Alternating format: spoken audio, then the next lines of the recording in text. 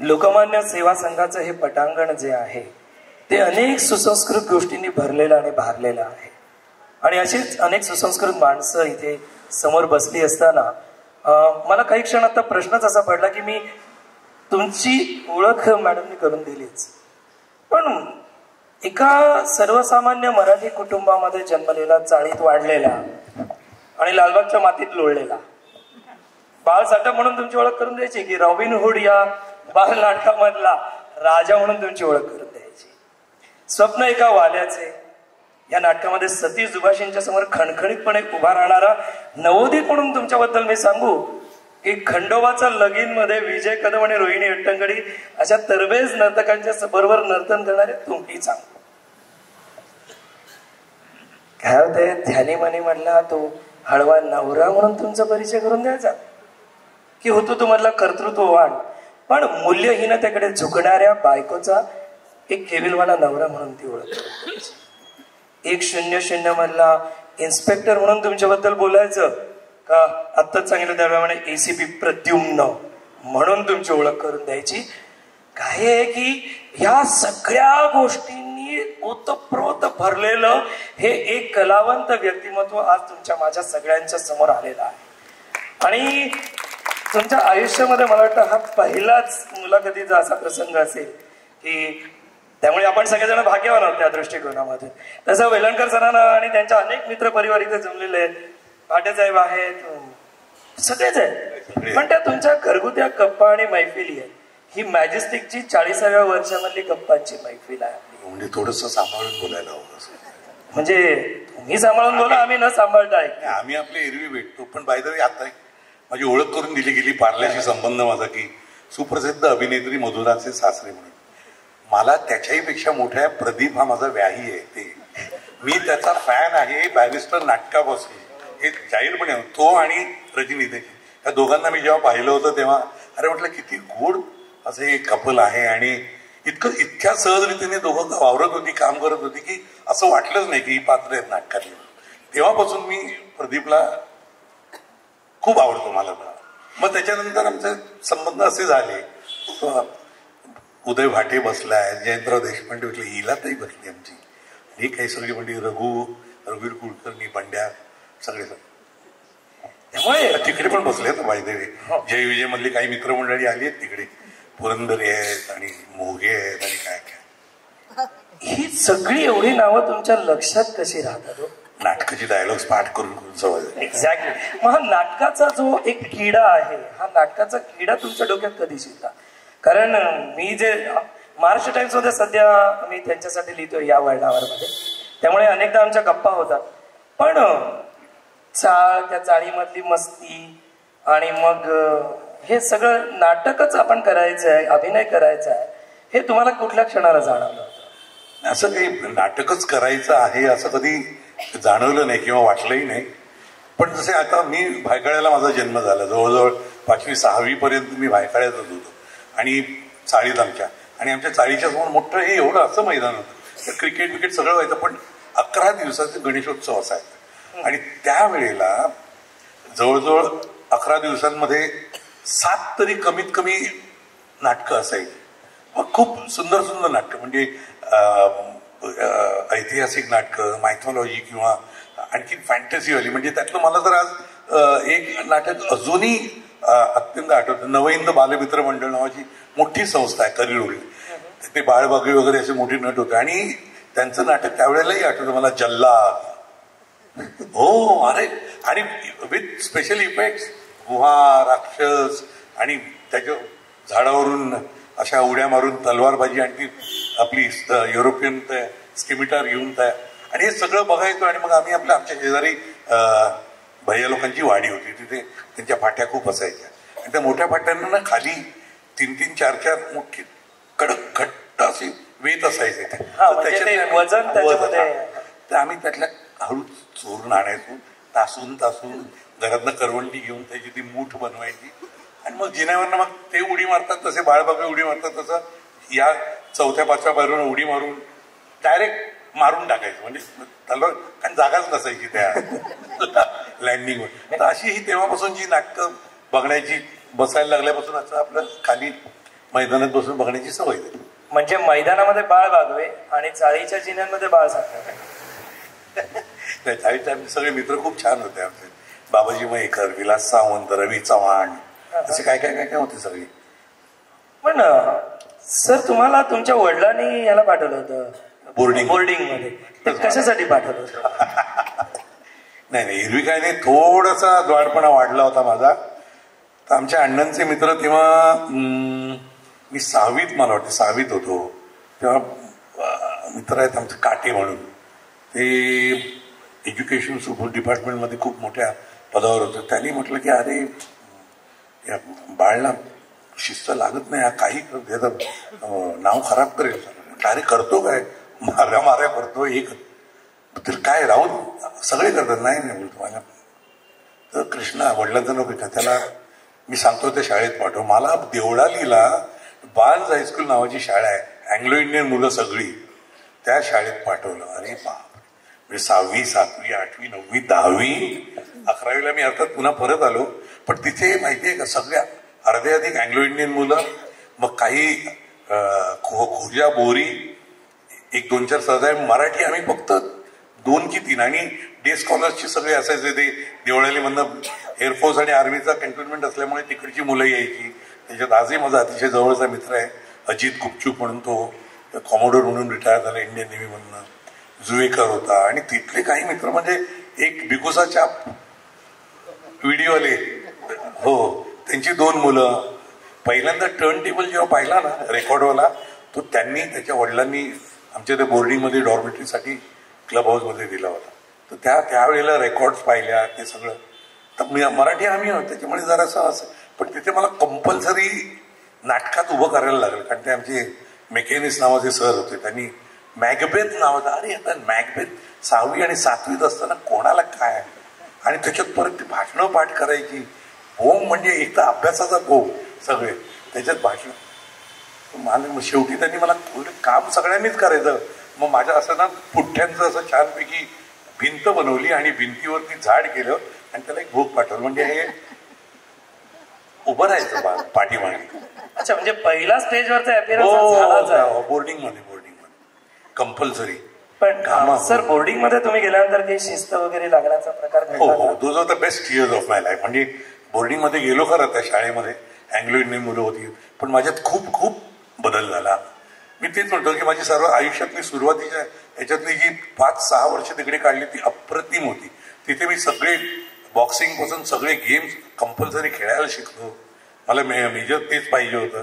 शिस्त लागली, स्वतःच अगदी अंथरूण झटकून वगैरे घालणं वगैरे, ते संडास धुणे, बेसिन धुणे, बाथरूम धुणे, हे सगळं कंपल्सरी असायचं. त्यामुळे सगळ्या गोष्टी. मग घरी आल्याच्यानंतर खुश, अरे बाळ किती सुधारला आमचा, किती शिकलाय.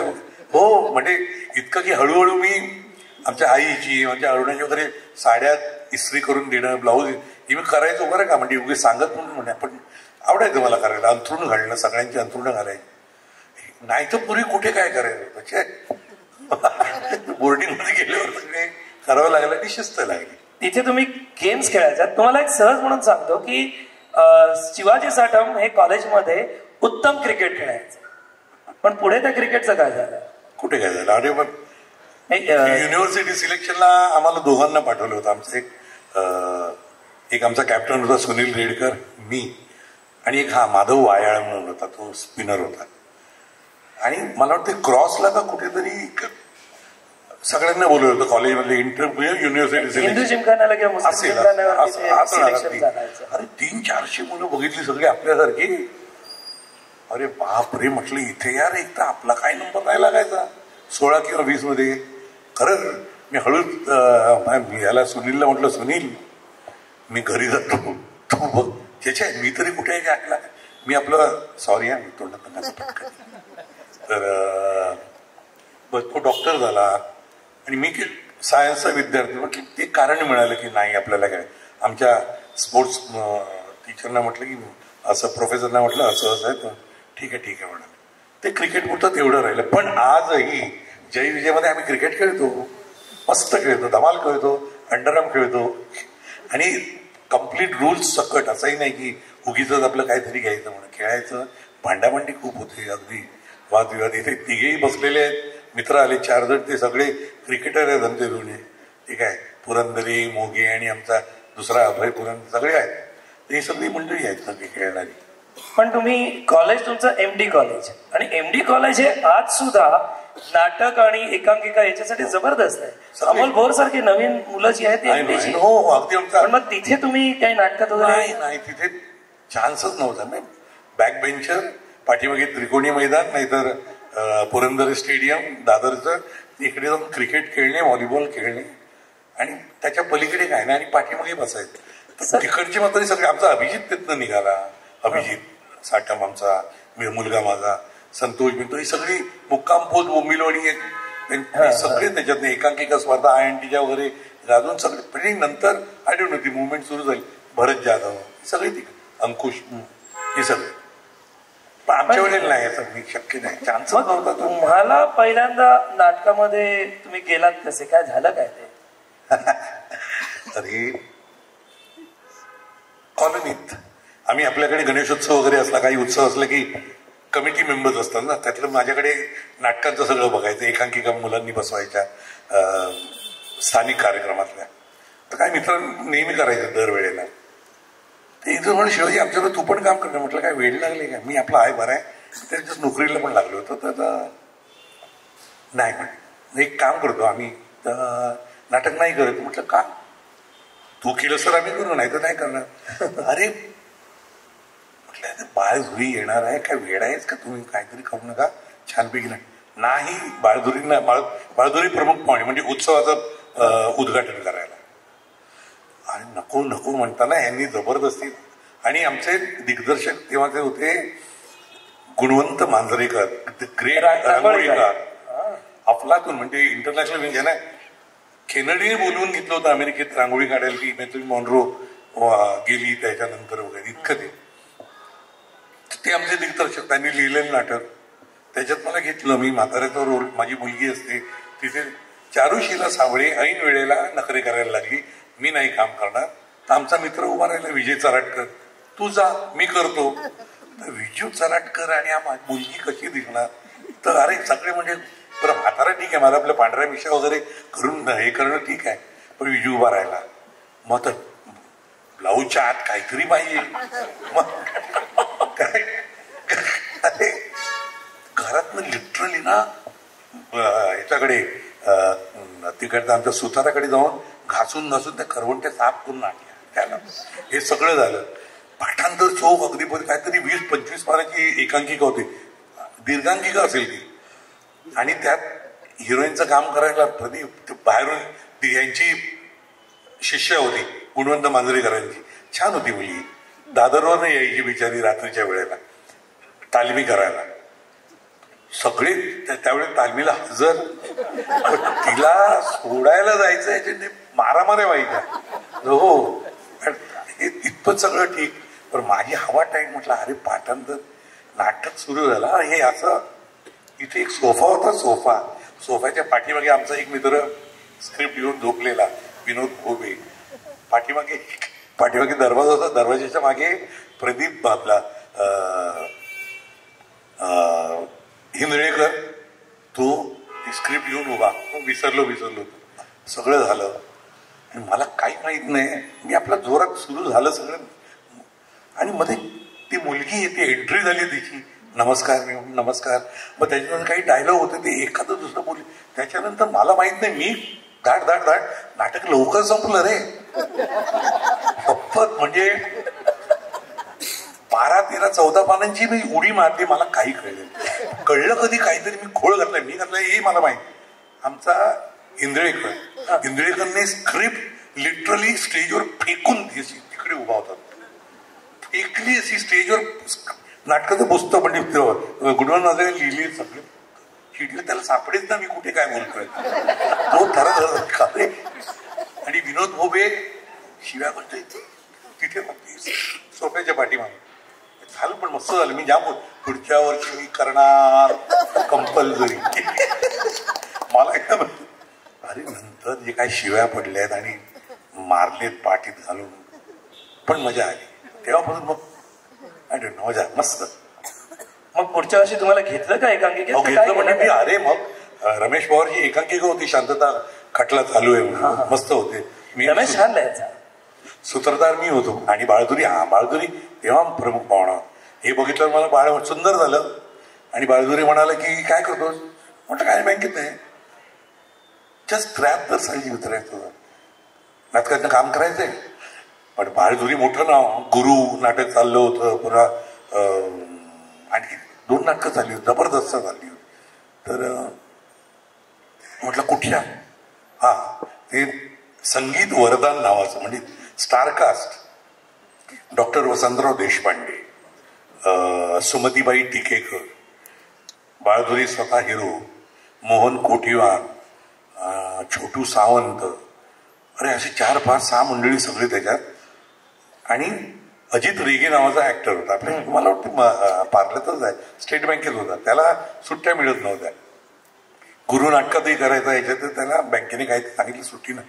तर बाळा म्हणाले की अरे आमचा असा एक ऍक्टर आहे तर तो 2 रोल आहेत छोटे छोटे रोल आहेत दुसऱ्या अंकात आणि तिसऱ्या अंकात वेगळे. एक जवाहिरात असतो आणि तिसऱ्या अंकात राजपूत राजे त्याच्या आणि तुला काय तिथे बोलायचं पण नाही. एखाद दुसरं वाक्य बोलून मग बुवा म्हणजे वसंतराव देशपांडे आणि सुमतीबाई टिकेकर त्यांची मैफिल असेल आणि ठीक आहे. आणि म्हटलं म्हणा तरी वसंतराव देशपांडेंचं नाव ऐकलं पोटात दस्त झालं. बापरे म्हटले मी कट्यार मी जवळजवळ 11-12 वेळा पाहिले इतकं मी. आणि त्यांच्या खास आहे बरेलीवाल्यांच्या प्रेमातच आहे आजही कोणी नाही तो सचिन कोठारी बोलतो कोणी करू दे. तर म्हटलं नाही रे बाळ मला अरे मी आहे ना करत करत होय नाही. आणि भारतमाता सिनेमा जो आहे लालबागचा त्याचे मॅनेजर विनायकराव सरस्वती हे त्या नाटकाचे लेखक आणि निर्माते आणि मला वाटतं दिग्दर्शक सुद्धा असत मला आठवत नाही. तर त्यांनी नाटक लिहिलं होतं आणि ते पाठीमागेच राहायचे. तिथे छान असं बैठं घर होतं त्याला अंगण होतं. आणि मी बँकेत होतो लोअर परेलला शाखेत. तिथून मग संध्याकाळी 4-4:30 मी त्यांच्याकडे यायचो. ते रात्री 8-8:30-9 वाजेपर्यंत माझी एकट्याचीच तालीम. ती बाकी वाक्यात त्यांनाही जाम मजा यायची. मला वाटतं ते प्रेमात होते नाटकाच्या स्वतःच्या. बरं ते गाता येत नव्हतं त्यांना तर माझी आणखीन वाट लागली हो. तर ते अरे असे 2-3-4 तास तालीम आणि पाठांतर चोख सगळं चोख. कधीतरी त्यांनाही काय काय लहर यायची तर मग त्याच्यात मलाही सामील करून घ्यायचे. मग असं करता करता एक दिवस उजाडला उद्या रंगीत तालीम आहे. अरे बापरे. आणि बुवा स्वतः आहेत आणि रंगीत तालीम तुला चित्रा सिनेमाच्या पाठीमागे चर्च आहे बघ त्याचा तो हॉल आहे तिथे बऱ्याच नाटकांच्या तालमी व्हायच्या. तर तिथे तालीम झाली बुवा होते मोहन कुठेवर सगळी मंडळी सगळं झाल्यावर माझ्या पाठीवर हात फुली मोहनने म्हटलं वा शिवाजी बढिया हो गया तुम्हाला काम. बुवा पण चांगलं करतो पण झालं. आणि दुसऱ्या दिवशी रवींद्रला प्रयोग होता बरं का. माझा पहिला प्रयोग त्यांचा किती होता माहित नाही. बुवा इकडे तुम्ही बसलात तिथे सुमतीबाई टिकेकर तिकडे इथे बाळधुरी इथे जागा मोकळी होती मोहन कोठीवर होती.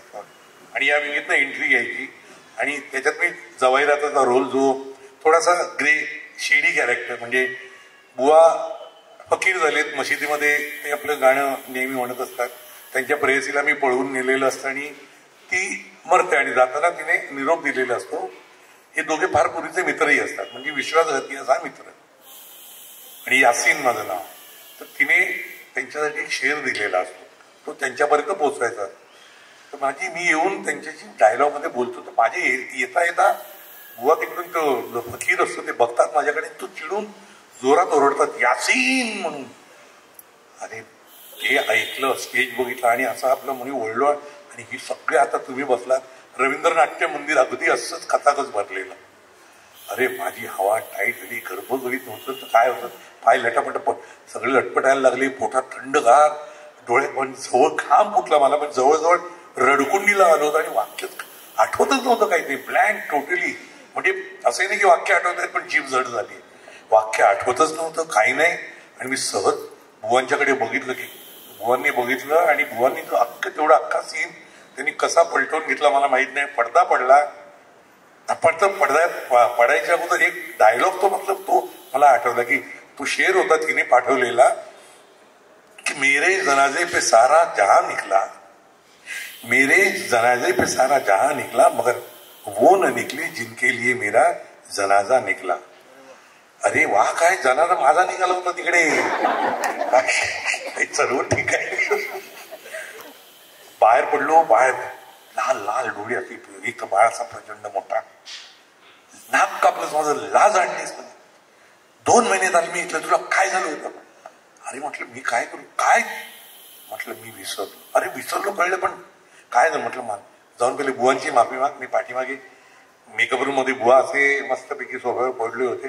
मला बघितलं आणि हसले. मला म्हणे, या सावंत या. बरं, मला ते कधी शिवाजी साटम नाही म्हणे, शिवाजी सावंत, मृत्युंजय का ते त्यांचे मित्र, तर त्यांना तेच आवडायचे, म्हणून ते शिवाजी सावंतच म्हणाय. काय झालं म्हटलं, काय बुवा मी घाबरलो, पुन्हा हसायला लागली. एक बस बाजूला बसवलं. म्हटलं सॉरी बुवा, मी विसरलो, मला काही आठवत नव्हतं. पाठीवर थोपट्या वेळे, हे बाळा 400 प्रयोग करून सुद्धा आमचं असं होतं. तू तर 2 महिने तालमी केल्या होत्या, अगदी चोख आपण रंगीत तालीम केली, पण झालं किती आहे. हा अपघात असतो, आणि तो अपघात कोण घडवतो माहितीये का? ती जागा जिथे तू उभा होतात ना, त्या जागेचा दोष, तुझा दोष नाही. काही काळजी करू नकोस, मी आहे. 3ऱ्या अंकातली नक्कल पाठ आहे का? म्हटलं हो, अगदी ठीक आहे म्हणाल, चल करू आपण.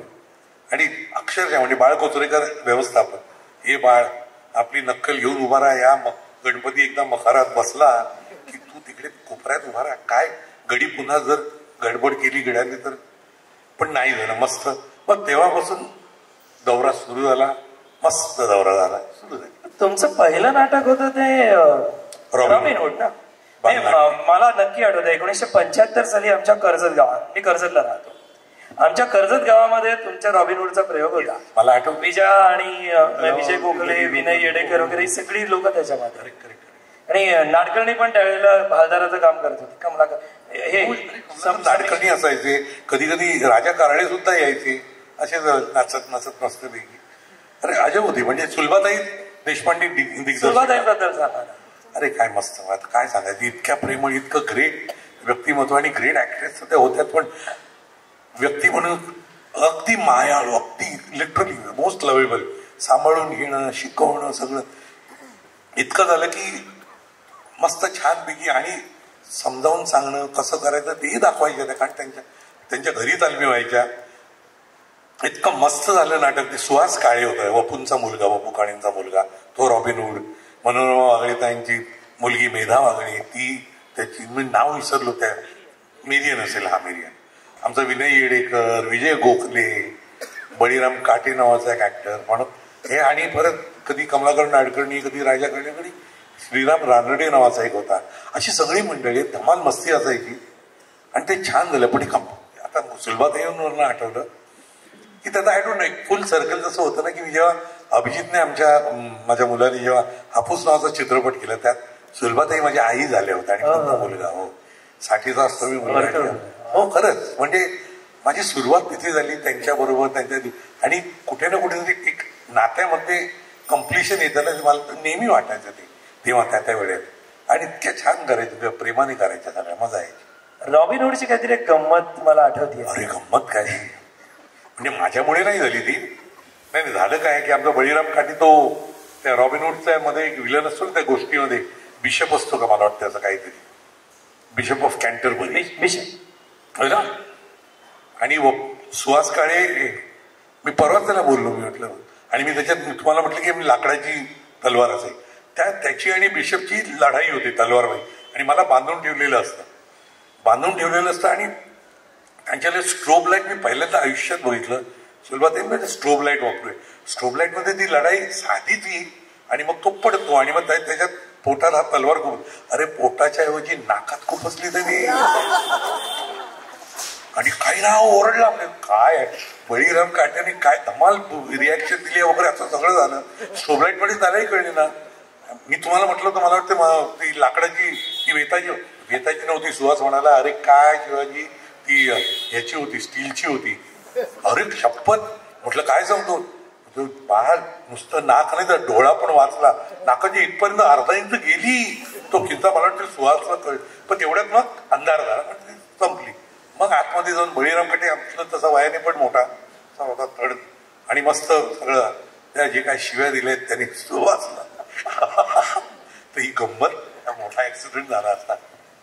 तुम्ही तसे भाग्यवान आहात. सुरुवातीपासून सुलभाताईंनी तुम्हाला दिग्दर्शन केलं आणि त्यावेळेला ही सगळी माणसं जी नंतर मोठी झाली ती त्या काळात घडणीच्या काळात होती. पण तुम्ही दुभाषी मास्तरांच्यावर सतीश सुभाषी पारल्यातले त्यांच्यावर 2 नाटकं केली, स्वप्न एका वाल्याचे आणि स्वप्न गाणे संपले. स्वप्न एका वाल्याचे, स्वप्न गाणी संपले आणि माणसाला डंक मातीला, ते विसरलो माणसाला. 3 नाटकं केली.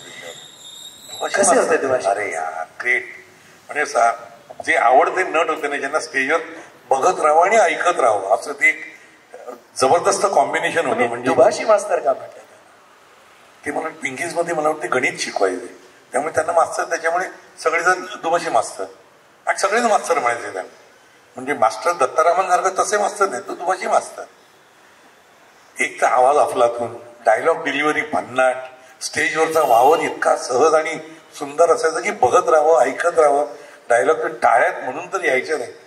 आणि त्यांच्यावर काम करायला मोहन कुटीवर मला घेऊन गेले त्यांच्याकडे. मास्टर नवीन पोरगा आलाय, मस्त आहे, छान काम करतो, रायगडमध्ये होता.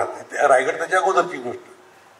मग दिवार सिनेमा ज्या नाटकावर आला ते गोष्ट एका वाल्याची नाही, काय स्वप्न गाणे, स्वप्न नाही, स्वप्न एका वाल्याचे, स्वप्न एका वाल्याचे प्राध्यापक दिलीप परदेशी त्यांनी लिहिलेलं. त्याच्यावरनं दिवार पिक्चर झाला. त्याच्यामध्ये जो अमिताभ बच्चनने रोल केला त्या याचा, तो दुभाषी मास्तर आणि तो इन्स्पेक्टर जो शशी कपूर होता तो मी होतो. त्याच्यात पुन्हा छोटू सावंत, लक्ष्मीकांत करपे. एक सेकंद थांबू. इन्स्पेक्टर तेव्हापासून तुमच्या मागे लागलाय का? नाही, एकदाच लागला. नंतर 1-0-0 काय खूप वर्ष गेली ना त्याच्यानंतर, म्हणजे 10-12 वर्षानंतर मग ते असं काय सांगते अंदर बॅक टू आणि मस्त. मग तेव्हा त्यांच्याबरोबर काम करताना जे काय जवळून बघायला मिळतं. तसं पुन्हा एकदा सांगतो की संगीत वर्धनच्या वेळेला बुवा मी संगीत उभा राहायचो आणि बुवा इथे त्या मशिदीत बसून 2 का 3 गाणी होती त्यांची वेगवेगळी, ती ऐकायचो. अरे वा क्या बात आहे. म्हणजे दिल खुश व्हायचा, विसरून जावं. त्याच्यावर दौरा करायला मिळाला. दौऱ्यावर सुद्धा त्यांना थोडंसं उगीच मी काहीतरी गुणगुणायचं, हे बाळा ते पत्ते खेळत असायचे गाडी बसमध्ये मांडीवर, ते मोहन कुटीवर वगैरे, हे बाळा हे असं नाही रे, मग गुणगुणायचं जरा. इतकं जवळून बुवांना बघितलं. त्याच्यामुळे फॉर मी ही झाली. म्हणजे त्यावेळेला मला बुवा जर नसते भेटले तर, किंवा ते जर नसते तर मी आज इथे गप्पा मारायला आलो नसतो. त्यावेळेला आज मी अगदीच दुभाषी मास्तर असते तर मी कदाचित आलोच नसतो इकडे आज. अरे भयंकर. हे काय म्हणजे ते मास्टरच ते, त्याला एक तर त्यांच्या लेवलला दुसरं येऊ शकतात का ऍक्टर, त्यांच्याकडे ती अपेक्षा होती. सगळ्यांनी तसंच काम केलं पाहिजे. मी सांगितलं. आणि मी त्यांच्याबरोबर 3 नाटकं केली. मला माहित होतं त्यांचा स्वभाव, मला नंतर कळला अर्थात. पण आहे ते 1-2 किस्सेही झाले होते स्टेजवर. शेवटी म्हटलं, सांगितलं मास्तरांनी की राहून माझ्याच्याने एवढंच होतं, तुमच्यासारखं नाही मला जमत, तुम्ही हव्या तेवढ्या टाळ्या घ्या, मी आपलं आहे तिथे बरं, मी तेवढंच काम करेन असं मास्तरांची बोल. इतकं मग नंतर थोडंसं हे झालं. पण मास्तरांनी खूप कौतुक केलं त्याच्यानंतर माणसाला डंकाच्या वेळेला. आणि स्वप्न गाणी संपलेमध्ये मी त्यांचा मोठा भाऊ असतो, जो डेथ ऑफ अ सेल्समनवरनं केलेलं हे नाटक आहे ते विजय बोंद्रेने केलं होतं आमच्या. मस्त डायरेक्टर आणि मस्त त्यांनी बसवलं होतं. दुभाषी मास्तर, रेखा कामत, मला वाटते रीमा होती, रोहिणी होती, पुन्हा जयराम हर्डीकर, असे सगळी गँग होती. चारुशीला साबळे बिबळ्याचे. त्याच्यात तो जो सेल्समन आहे तो कायम हरत असतो आयुष्यामध्ये, जीवनामध्ये. स्वप्न खूप बघतो मोठी, पण नाही काहीच हे होत नाही. पण त्याच्या स्वप्नामधलं त्याचं एकच सर्वोत्तम पुरुष म्हणजे त्याचा मोठा भाऊ, जो आफ्रिकेत जाऊन खूप प्रचंड सक्सेसफुल झालेला असतो, पण तो गेलेला असतो. तो जेव्हा जेव्हा त्याला अशा याच्यामध्ये तो डिप्रेशनमध्ये जातो आणि तर तो आपल्या भावाला हाक मारतो की त्याच्याशी बोलायला लागतो. आणि तो भाऊ प्रकट होतो स्टेजवर. एक स्पॉटमध्ये मी आणि एका स्पॉटमध्ये मास्तर, आणि तो त्याच्याशी बोलतो आणि तो भाऊ त्याच्याशी बोलतो आणि त्याला कुठनं त्याच्यातनं सोल्युशन सापडतात. म्हणजे आजही अंगावर काढतात. इतकं गोड सीन असायचं. तर असं ते पात्र मला मिळालं. मास्तरांच्या बरोबर तशी वेगळी कामं करायला मिळाली. त्याच्याकडनं शिकायलाही खूप मिळालं. स्वप्न एका वाल्याच्यामध्ये ते दिग्दर्शकच होते स्वतःचे. तर दुभाषी मास्तर ग्रेट होते. म्हणजे अफलातून दिग्दर्शक म्हणून सतीश जुबाशी हे जुन्या पठडीमधले होते का तुम्ही नंतर हे ट्रान्सलेशन कसं? नाही, मला नाही वाटत काय त्यावेळेला त्या नाटकाच्या प्रमाणे स्वप्न गाणे, मी तेच म्हणतो की स्वप्न एका वाल्याचे म्हटलं तर ते तसंच आहे. दिवार ती ऍक्शन पॅक स्टोरी होती त्याच्यात, पण जुन्या पठडीतले नाही. जुन्या पठडीतले मी रायगड जेव्हा केलं, भिकूभाई आंगले आमचे गोवा हिंदू असोसिएशनचे भिकूभाई आंगले दिग्दर्शक होते, ती पठडी वेगळी पण हे वेगळं. आणि सर्वात बेस्ट विजयाबाई, चंदू कुलकर्णी हे ग्रेट आहेत, अफलातून आहे ते लोक. ध्यानीमानीबद्दल बोलूया ना आपण जरा. हो, कारण त्याचा पहिला अवॉर्ड तुम्हाला त्या नाटकासाठी आणि ते तुमच्या दरवेळेला त्यांच्याशी जेव्हा गप्पा मारताना प्रत्येक वेळेला एकदा तरी ध्यानीमानीचा उल्लेख होतोच. तर आज आपण जरा मोकळेपणाने त्याच्याबद्दल बोलूच या. आमच्या महेश मांजरेचं पहिलं एक नाटक घेऊन गेलो, डॉक्टर तुम्ही सुद्धा. महेश मित्र जुना, खूप जुना. म्हटलं नको रे, मला नाही आवडतं. एक त्याला काही बेस नाही आहे, माझ्यामध्ये कॅरेक्टर होतं ते त्यातलं. मोहन गोखलेने दुसरा रोल केला होता. मोहनचा रोल कॅरेक्टर म्हणून केलं तर मी हा करेन, नाही तर मी हा नाही करणार. अरे मग तुझा प्रॉब्लेम काय? मस्त रोल आहे, छान आहे, बॅलन्स आहे. म्हटलं नाही. दुसऱ्या तो कुठे जातो, गायब होतो, ते मात्र मला नाही आवडत. ते अजित कुलकर्णी नाही, आमच्या अजित दळवीच्या मोठ्या भावाने लिहिलं होतं. नाही, प्रशांतच्या मोठ्या भावाने लिहिलं होतं अजितने. नाटक अप्रतिम, डॉक्टर तुम्ही सुद्धा.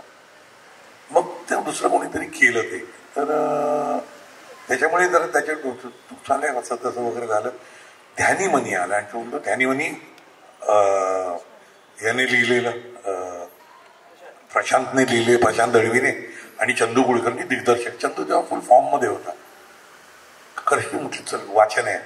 म्हटलं काय ते तर सांग. मी नाही सांगत. म्हटलं ऐकेन, आवडलं तर करेन, नाही तर नाही करणार. हा मालूम आहे, चल. मी गेलो तर त्याच्या घरी सायनला वाचन झालं. चंदू होता, प्रशांत होता, मी आणि महेश. एकच अंक लिहिलेला होता. तो एक अंक ऐकला, सुन्न झालं. म्हटलं मी करतोय नाटक. मग दुसऱ्या अंकात काय होतं ते देतो ना तुला, थांबा जरा. आणि ते नाटक केली. आजच्या गायक माझ्या, मी काय फार काही मोठी ग्रेट नाटकं किंवा नाही केली किंवा हे, पण माझ्यासाठी ते अतिशय माझ्या सर्वात लाईफमधलं, करिअरमधलं सर्वात महत्वाचं, सर्वात प्रिय असं ते नाटक. आणि त्यात नवरा बायको असतात, असं कधी कधी सांगताना हरकत. ते असतं एक अस्तित्वात नसलेल्या मुलाचे आई बाप आहे ते. ती एका वेगळ्या झोनमध्ये असते, ती गेलेली असते त्या आपल्या ह्याच्यात. नवरा तिच्यासाठी म्हणून तिच्याबरोबर हे नाटक करत असतो, तिच्या नाटकात तिला साथ देत असतो, प्रेम असतं बायकोवर म्हणून. घरामध्ये बाळ वाढतं, 14 वर्षाचं होतं, 15 वर्षाचं होतं, 16 वर्षाचं, आणि ते परत नाक्यावर उभं राहून वायाल. आणि ही त्याच्याबरोबर ही सुद्धा वाढत असते आई म्हणून त्या बाळाबरोबर. आणि हा सुद्धा बघतो.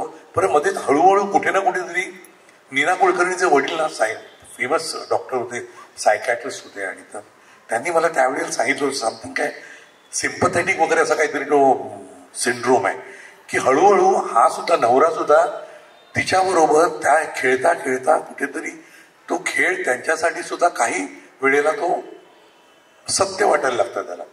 म्हणजे एके ठिकाणी तो त्याला प्रमोशन मिळतं. बरं, बायकोवर प्रेम असतं आणि अख्खा समाज तिला टाकून बोलत असतं, म्हणून हा घर सोडून फॅक्टरीची दूर कुठेतरी जागा घेतो आणि तिथे त्या गावामध्ये जाऊन भाड्याने घर घेतो. हा सुपरवायझर ग्रेडचा माणूस असतो आणि तिथे राहत असतो. का तर कोणी तिला काही बोलू नये. आणि बरं तिला घरी पण आणतो हॉस्पिटलमधनं, तिला दिवस जातात सगळं होतं आणि घरी आणतो. याला माहीत आहे की मूल नाही झालेलं आहे हिला, तिला उगीच वाटते. ती त्या झोनमध्येच असते आणि ती त्या बाळाला, आणि ते बाळ मी तुला म्हटलं तसं त्या पण 14, 15, 16 वर्षाचं होतं. ती तर वाढतेच त्याच्याबरोबर, तशीच आई. आणि मी हळूहळू तिच्याबरोबर जातो, त्याच्यात पुन्हा बाहेर येतो. कुठेतरी एक अंकुश असतो, सबकॉन्शियस सांगतो की नाही हे बरोबर. प्रमोशन होतं त्या दिवशी तिच्या मुलाशी बोलतो तो, अरे बघ केवढं प्रमोशन झालंय हे ते आता आहे. तिच्यासाठी साडी आणतो, तिला साडीने हे करतो आणि इतक्या सुंदर दिसायला लागते ती. तिला जवळही घेतो. त्यावेळी ती त्या क्षणी पहिल्याशिवाय ती ढकलून देते नवऱ्याला. मोहित नाव असतं त्यामुळे. मोहित असं अंगाशी नाही यायचं. अरे माझ्या अंगावर आजही काटा येतो. आणि तिथे त्याला जाणवते की काय चालली इथे. अंक पहिला एकदा पडतो की ती त्याच्याशी बडबड करत असते. उद्या आत्ता खेळून आलाय, सगळे मोजे खराब आहेत, कपडे खराब आहेत, हे आहे. आणि उद्या सकाळी म्हणतो मी शाळेची सहल आहे त्याला जायचंय, बाथरूम मध्ये टाकतो. आणि ती रात्री 1 वाजेपर्यंत ती बडबड करत असते, धुत असते, जेवायला ताट ठेवते, जेव, दुपार बाथरूमात जाते, सगळं करते, लाईट जातो तेवढ्या ह्याच्यात. हा नवरा झोपतो, त्याला सवय झालेली असते, रोजचं बोलणं आहे, झोपलेला असतो, थकून आलेला असतो, आणि सडनली लाईट येते आणि ताट आपटते, तुला जेवायचं नसेल चालतो घरातून, मी काही त्या स्पॉटमध्ये कोणीही नसतं. ती तिचा मेक बिलीव्ह त्या याच्यातच असते. तिथे पहिला अंक. अरे कॅन्टीनवाले वगैरे शिव्या झाले ते सगळे, कोणी चहा प्यायला सुद्धा जायचं नाही, ते एवढं सुन्न होऊन जायचं त्या नाटकात. आणि मग दुसऱ्या अंकामध्ये मग शेवटी मी त्याचा खून करतो, पुन्हा ते अस्तित्वात नसलेल्या बाळाचा अगदी खरं खरं कैची घेतो, त्या आपल्या बायकोची मशीन चालवणार एवढी मोठी कैची असते ती, त्याने बसा मारून का, तर ह्याच्यामुळे एक तर माझं आयुष्य वाट लावलीच तो सांगतो, आणि बेछूट वागायला लागलाय, मुलींची टिंगल करतो, रस्त्यावर मावलीगिरी करतो वगैरे सगळं, हे सगळं ती रोज बडवून म्हणून ज्याच्या डोक्यात ते खरं खरं कुठेतरी हे होतं. आणि तो एकदा दारू पिऊन येतो, कधी नव्हे तो दारू प्यायला लागलेला असतो, आणि तिला मारतो, त्याला मारतो, अगदी बेभान होऊन मारतो, आणि पळत किंचाळत पळत बाहेर येतो बेडरूम मधून, आणि किचनमध्ये जाऊन हात फसा बॅकबॅक मध्ये कसे मॅकबेटच्या हातावर तसे त्याला रक्त दिसायला लागतं, अंगावर उडलेलं दिसायला लागतं, शर्ट काढतो, फेकून देतो आता, आणि जोरात होते, आणि तेवढ्यात ही तिकडे आकांत करते किंचाळची, तू मोहितला मारलं का मारलं म्हणून ती येऊन धाड दिशी पडते, तिला परत पाणी मारतो, रडतो बघतो, आणि ती परत उठते, परत जाते की काय मारलं तू असं, आणि धाडकन पडते. तिला जवळ येतो, थोपटतो की नाही ग, चुकलं माझं, आपला मोहित गेला, मी त्याचा बाप, पण मी त्याला मारलं. आणि असं करून रडता रडता ती बसलेली असेल त्या मांडीवर डोकं ठेवतो, आणि पुन्हा थोपटायला लागते त्याला, आपल्या बाळाला थोपटते तसं. अरे असं भयान आपला तू. पण त्या नाटकाने स्विच ऑन स्विच ऑफ शिकवलं. 110-120 प्रयोग झाले असतील. आणि कुठेतरी मला अरुणा माझी मिसेस, आता ती नाहीये, पण तेव्हा मला म्हणायला लागली, अभिजित लहान होता, त्याच वयाचा होता, 14 वर्षाचा वगैरे, तर तुम्हाला काय झालं, तुम्ही असं काय करताय? म्हटलं काय झालं? तुम्ही घरामध्ये सुद्धा तसेच वागता, नाटकात वागता तसे. म्हणजे काय, त्या अभिजितची नीट बोलत नाही तुम्ही, कसे बोलता तुम्हाला माहिती आहे का? नेहमी बघा त्याचे दोष काढत असता, हे चाललेलं असतं सगळं. आईला मी घाबरलो, म्हणजे हळूहळू, कारण ते नाटकच तसं होतं रे. आणि I was carrying it in my mind, सगळं तेच चालू होतं. आणि एक दिवस मग मला एवढा डिप्रेशनमध्ये गेलो की बँकेला दांडी मारली. दांडी म्हणजे जायची इच्छाच होती ना, मला उगीच वाटायचं माझं हार्ट अटॅक येईल, मला ब्लड प्रेशर आहे, दाढी उंट वाढलेली, मी आंघोळ सुद्धा नाही करायचो 2 दिवस. एकदाच बायको काय झालंय काय तुम्हाला? म्हटलं मी नाही करत अरुणा नाटक, मला भीती वाटते. कसली म्हटली? मी महेशला फोन केला, महेश ये बाबा.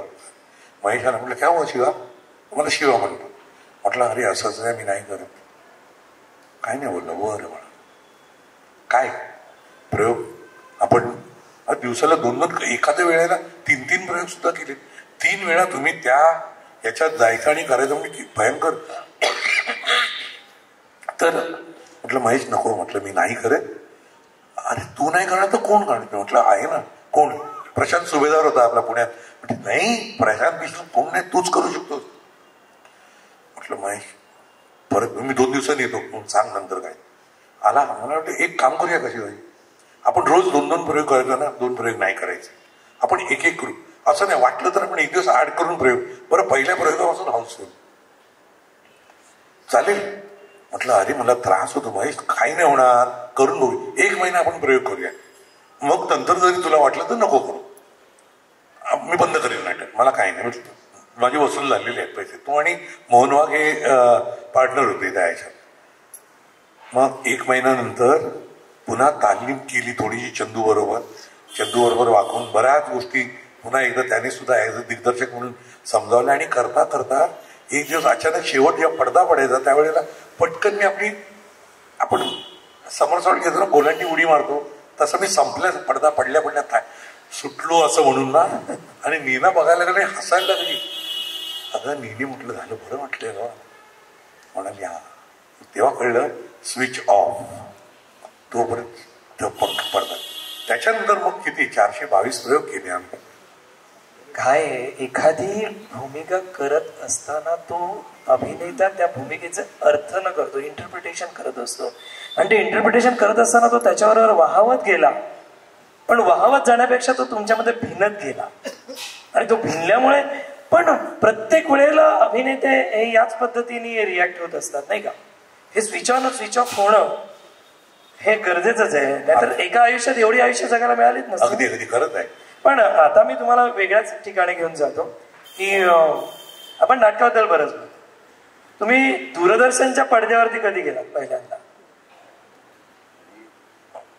दूरदर्शनला मित्र होते. माझी वरळी शाखेत ट्रान्सफर झाली सेंट्रल बँकमध्ये आणि एकांकिका वगैरे सगळं नाटक वगैरे चालू होतं. तिथे आमचा खास मित्र होता आमच्या तिकडच्या एरियातला, बबन दळवी नावाचा. जेजेचा ग्राफिक आर्टिस्ट तिकडे होता बबन, लक्ष्मण दळवी त्याचं खरं नाव. तर बबन आणि बीपी सिंग हा त्यावेळेला कॅमेरामॅन तिकडे होता, जो ज्याने 100 ची हे केली. तर तो जस्ट नोकरी सोडून त्याने एक फिल्म सुद्धा केली होती. तर त्याच्यात दिलीप कुलकर्णीने काम केलं होतं. सुंदर होती फिल्म ती, ब्लॅक अँड व्हाईट होती, ती केली होती. तर मला बबन म्हणाला की नाही, पहिलं म्हणजे आमचा संजय उपाध्याय नाही हो, मला अरे आबा देशपांडेंकडे घेऊन गेला. आकाशानंद म्हणजे आबा देशपांडे ज्ञानदीप मध्ये घेऊन गेला. म्हणे छान छोटी नाटिका करायची. ज्ञानदीपच्या नाटिका मस्त असायच्या ना सगळ्या. तिथे पहिल्यांदा आयुष्यात ज्ञानदीप मध्ये काम करून दूरदर्शन मध्ये कॅमेरा फेस केला. हे मी कधीच विसरू शकत नाही आबा देशपांडे. मग ते तिथे 2 कॅमेरा सेटअप असायचा. आपल्याला काय माहीत कळत नव्हतं, पण कॅमेरा काम करायचं हे तिकडे कळलं. मग तिथे बबन मला त्यांच्याकडे घेऊन गेला आणि मग ती सुरुवात झाली ती 100. आणि मग भाऊ चास्करांच्या बरोबर 3-4 एकांकिका केल्या. भाऊ म्हणजे विनायक चास्कर. म्हणजे विनायक चास्कर. तुम्हाला लोकांना भाऊ, आमच्यासाठी विनायक चास्कर द ग्रेट. पण 100 इतिहास घडवला. तर ते 100 तुम्ही आणि दिलीप कुलकर्णीचं दोघं करत होता. बीपीचा फेवरेट होता दिलीप. मी नवीन होतो. म्हणाला की देख शिवाजी, ऑल्टरनेट एपिसोड्स करेंगे, तू एक करेगा, दिलीप एक करेगा. फाईन, काय मस्तपैकी. पण मग दिलीप पुन्हा बँकेत काम करत होता, MS कोऑपरेटिव्ह मध्ये. त्याला सुट्ट्या मिळेना. आणि आमच्या एक एपिसोड असायचा की ती त्यावेळेला मला वाटतं 22 मिनिटाचा एपिसोड असायचा, नाही का रे? 22 मिनिटाचा एपिसोड 5-5, 6-6, 8-8 दिवस चालली आहे शूटिंग चालली. अरे 60 मिनिटं 70 मिनिटाचं आपलं फुटेज काढतोच आहे. अरे काय बरं, तेव्हा आम्हाला काही कळत नव्हतं. बस खतम नाही हुआ तब तक काम करणे का. त्या पॅकअपची वेळ व काही नसायचा. कधी पहाटे सुद्धा शॉर्ट यायचा. त्याच्यानंतर घरी जायचं, आंघोळ करायचं, दुपारी 12 वाजे तक पोहोच जाऊ, परत पोहोचायचं. बँकेची बोंबच होती सगळी. हाच प्रश्न होता माझ्या मनामध्ये आलेला की बँकेने सांभाळून कसं नाही. अरे सेंट्रल बँक जिंदाबाद आहे माझी, पारशांची बँक. पण त्या बँकेतले माझे मित्र, खूप मस्त मित्र, रेळे, डाबरे, खामकर, पिंगी, देसाई वगैरे असे खास मित्र. आणि आमचे पारसी मॅनेजर MM मास्टर नावाचा होता पहिला मॅनेजर. एकदम म्हणजे JRD टाटा फोटो बघितला ना तर ते तसेच, फक्त यांच्या मिशा अशा जरा आणि छान असा वाचलेला म्हातारा असायचे. ते यायचे. एक दिवस मला बोललेलं, म्हणजे किती विक्षिप्त. पण बघ, कधी रबर मागायला गेलं तेव्हा लेजरमध्ये का स्वतःहून कर रबर माहिती, ड्रॉवरमध्ये 4 चाव्या लावून रबर काढायचे, 4 तुकडे करायचे आणि असा आले जा असा वर असा मुक्का घेतल्यासारखं. आम्ही लहान मुलाला कसं जॉब तसा. तर पण त्यांचा मोठेपणा कसा की मला एक दिवस बघितलं, तू काच म्हणजे गुजराती, मी अस्खलित बोलतो, पारशी गुजराती सुद्धा आणि सुसंस्कृत गुजराती सुद्धा तसा. तर मला म्हणतो 13 दिवस तुझी सुट्टी झाली, तू काय तुला मिळते काय बद्दल विदाउट पेत. म्हटलं हा, तर कशासाठी जातो तू? अरे आता म्हटलं काय सांगू, કેટલા મળે છે? એટલે 30 રૂપિયા મળે છે પર શો. 30 રૂપિયામાં તો બહારગામ જાય છે, તારું ખાવાનું શું, પીવાનું શું? એટલે પીવાનું બહુ ઓછું છે, પણ ખાવાનું તો એમાં પૈસા જાય છે. तर असं करतो. કેટલા पण હવે ગજામાં કેટલા, ગજા म्हणजे खिशात કેટલા છે ते बचेला છે? म्हटलं हा असतील 40-50. चार साईन कर. अरे 13 दिवसाचे सह्या करून द्यायचे. आणि बरं, एरवी पुण्याहून प्रयोग करून आलो सकाळी, त्यावेळेला आपण 9:30-10 वाजता पोचायचो. पहाटे निघालो की बँकेत जायचो, घरी जाऊन आंघोळ करायचो. मग मित्र असायचे काउंटरवर, परत मी. मग ती मोठी लेजर असायची. त्याच्यामध्ये डुलकी लावली. मग मित्र सांगायचे जा तो प्रयोग आहे. म्हटलं हो. कुठे आहे? ठाण्याला आहे. किती वाजता आहे? दुपारी आहे. 3:30 का 4 वाजता असेल. एक काम कर, अर्धा थांब, गर्दी कमी होते, मग जा वर गोडाऊनमध्ये जायचं. जावर म्हणजे गोडाऊनमध्ये जायचं, लेजर घ्यायचं, स्टेटमेंटची फाईल खाली टाकायच्या आणि 1 तास 2 तास घोरत पडायचं खाली. हे पुन्हा हे सगळं मित्र आणि बॉसेसमुळे सगळं हे इम्पॉसिबल नाही, तर शक्यच नव्हतं. Central bank. Okay, back to 100. 100. तर तिकडे 100 आणि तो तर एक किस्सा आहे माहिती आहे का. म्हणजे 100 रेग्युलर कमर्शियल सिनेमॅटोग्राफी असलेलं म्हणा किंवा हे बाकी ठीक आहे, नाटक किंवा ज्ञानदीप किंवा शास्करांच्या बरोबरची काही नाटिका करणं, दूरदर्शन, हे सर्व ठीक आहे. पण हे प्रॉपर व्यावसायिक हे म्हणजे आपण एकांकिका करणं आणि व्यावसायिक रंगभूमीवर काम करणं अशातला भाग तो सगळं हेच वेगळं, गणितच वेगळं. तर म्हटलं बोलवलं मला. पहिल्या दिवशीचं शूटिंग होतं. पहिल्या दिवशी शूटिंग होतं कुठे? वर्सोवाच्या चौपाटीवर. तिथे एक तर चौपाटी मोठी होती तेव्हा, आता माहिती. बरं गाणी असायची तिकडे सगळ्या लोकांनी, ते भैये बिये सगळे तिकडे कायम सकाळी जातील. त्याच्यातच एक डेड बॉडी पडलेली असते एका स्त्रीची, भिजलेली टोटं. बरं तिच्या बादल्या होतून आणि बिचारी हो समुद्रात आली आहे ना बॉडी. अरे काय काही असायचं ते. बिचारी पडली अशी. आणि शिवाजी गेले, ये तू इंस्पेक्टर है तो अभी सब तेरे को इन्वेस्टिगेशन करने का है. हाँ ठीक है. हाँ करेगा ना? म्हटलं हा करूया. म्हटलं करूया काय करूया. थोड्या वेळ म्हटलं तर हा सगळे लोक जमले होते आमचे, पण प्रोडक्शनचे, आणि लोक गर्दी करायला लागले की काय झालं. बरं मी त्या वेशामध्ये तो इन्स्पेक्टर आलाय, डेड बॉडी आहे. तर बीपी आमचा त्या अशी बॉडी समोर बीपी बसायचा, मध्ये बघायचा इकडून तिकडे, मग उठायचा, परत फिरत फिरत या अँगलने बघ, परत इकडे बघ, तिकडे बघ, इकडे जायचा. म्हणजे असं करून सगळं झालं. हाँ चल शिवाजी आ जाओ, क्या करने का मालूम है? ट्राय करता हूँ. अरे काय करणार, हे लोक जमले गोळ. बरं आणखी भीती परत नाही की आजूबाजूला पब्लिक आहे, 4 म्हणतं प्रोडक्शनची असतील, बाकीच्यांचं काय. तर मी आपलं त्याने जे केलं तेच केलं. तो इथे बसला होता, इथे बसला, असा बघत होता, असा इथे असा बघत होता, सगळ्यांचे असं उठलो, तिकडे गेलो, परत बसलो, बघितलं, पुन्हा बघितलं, समुद्राकडे बघितलं, आणखी इकडे तिकडे झालं. सगळं त्याने जे काही केलं ते मी सगळं जे सगळं अगदी तंतोतंत कॉपी म्हणून अरे 2-3 मिनिटाचं. क्या किया? म्हटलं क्या किया?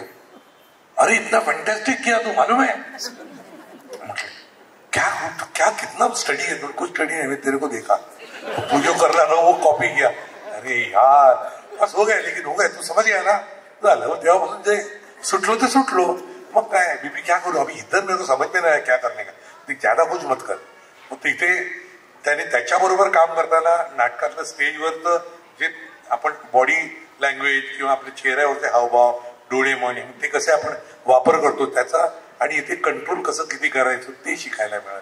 ह्या सगळ्या बघून बघून ऐकून ऐकून शिकायला मिळालं. 100. बरं बाय द वे 100 पहिला रेकॉर्ड ब्रेकिंग एपिसोड केलेला आहे.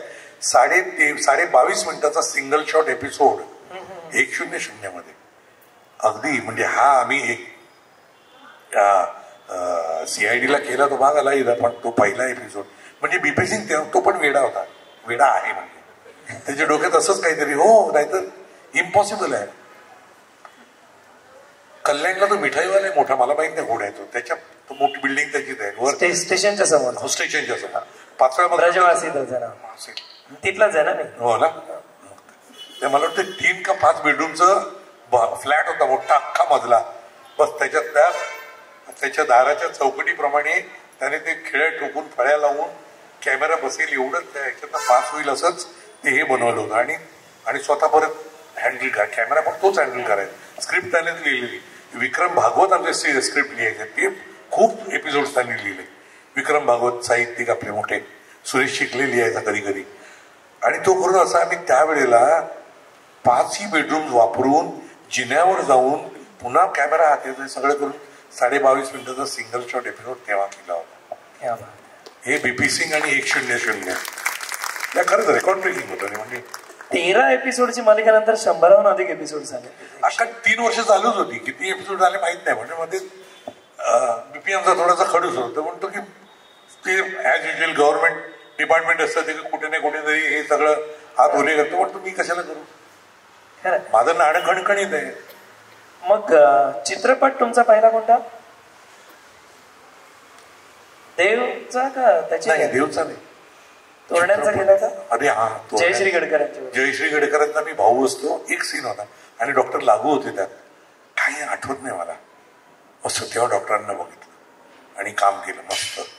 पण तिकडे मस्ती मराठी माणसाची कमी होत नाही.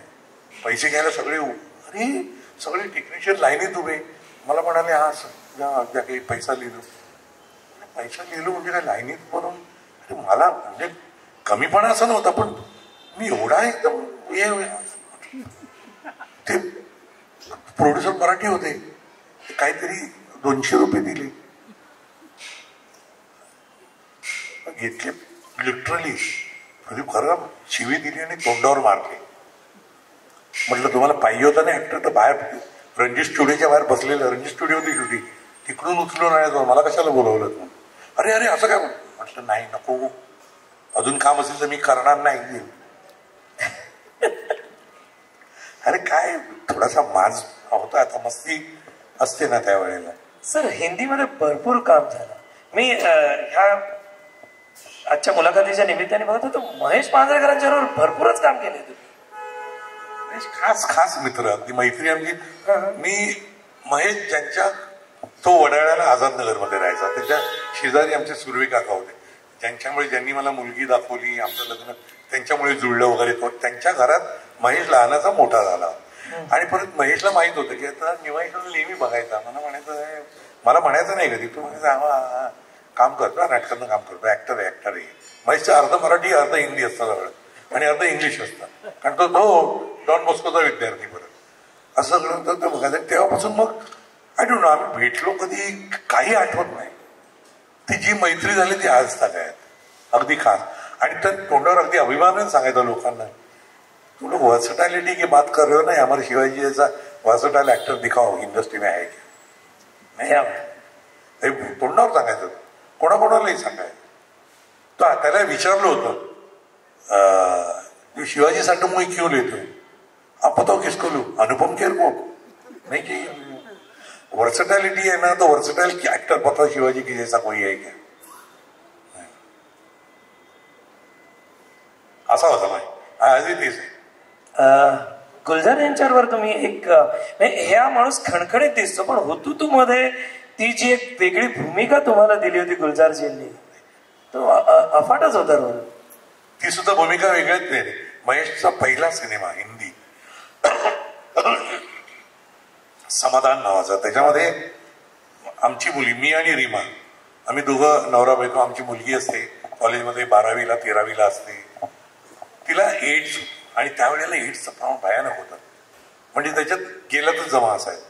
आणि तो अख्खा सिनेमा महेशचा होता, अप्रतिम सिनेमा होता तो. कुठे मला वाटतं रॉबर्ट विक्टर पंडित, ते माचीस वगैरेचे प्रोड्युसर वसईतले, ते फार श्रीमंत माणूस आणि खूप आपले संघातले ते बरं का. रॉबर्ट विक्टर पंडित, ब्राह्मण, अगदी गोरे पान घारे डोळं. माचीस वगैरे नावाचे सिनेमा त्यांनी केले आणि त्यांनी हा प्रोड्यूस केला.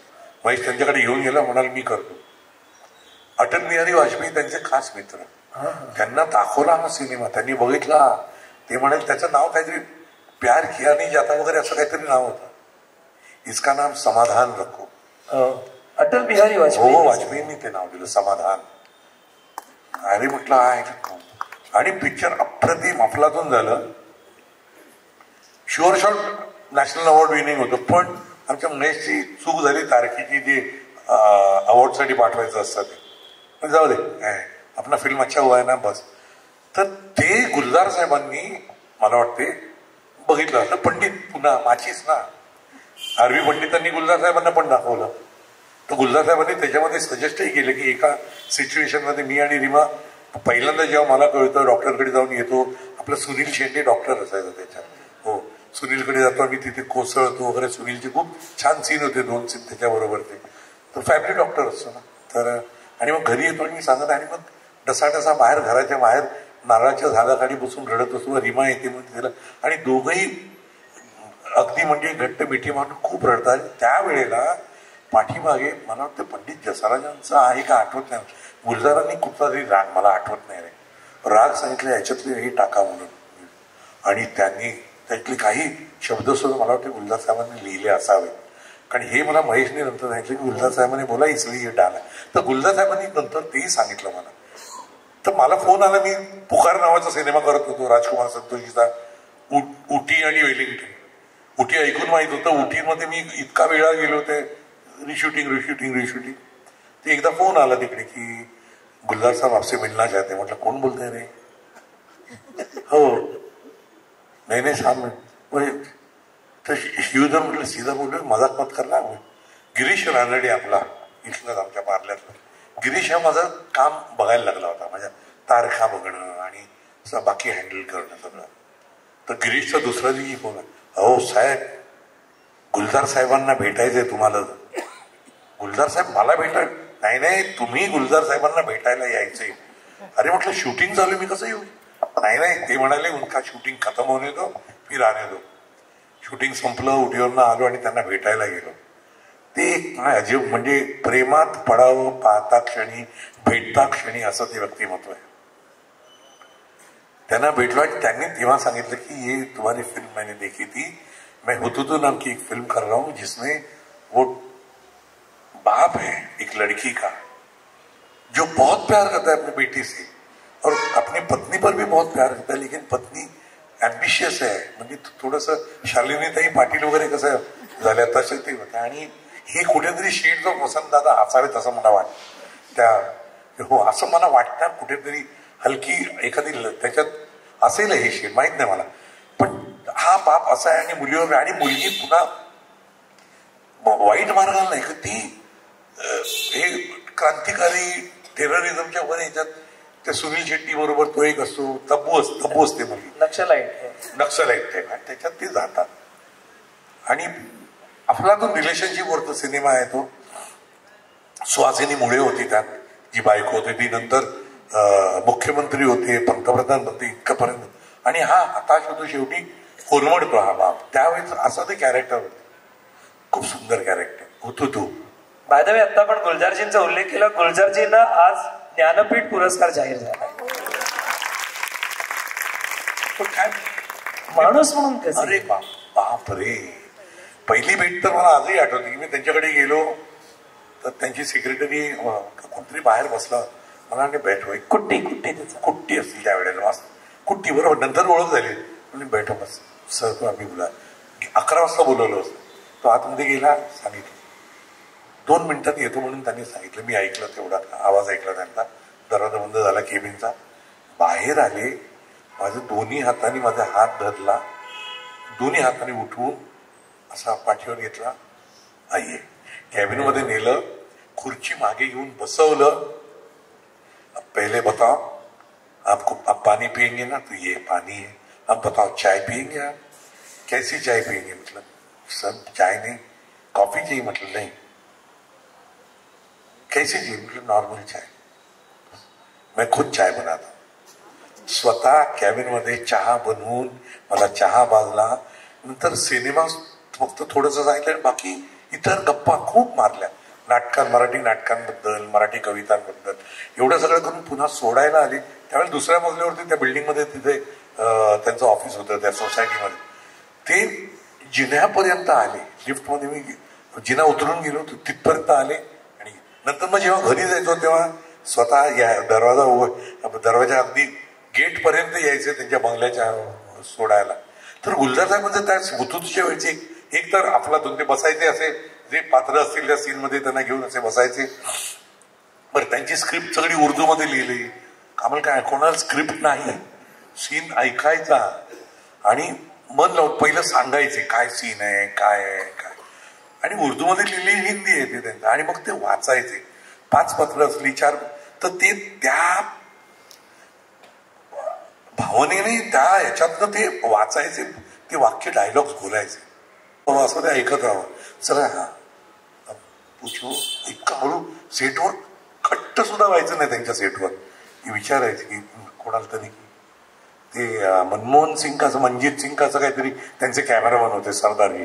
मनमोहन सिंग पूछो मनमोहन को लाइटिंग वाचीस होतो काय त्यांनी शूट केलं. मग ते आलं की हा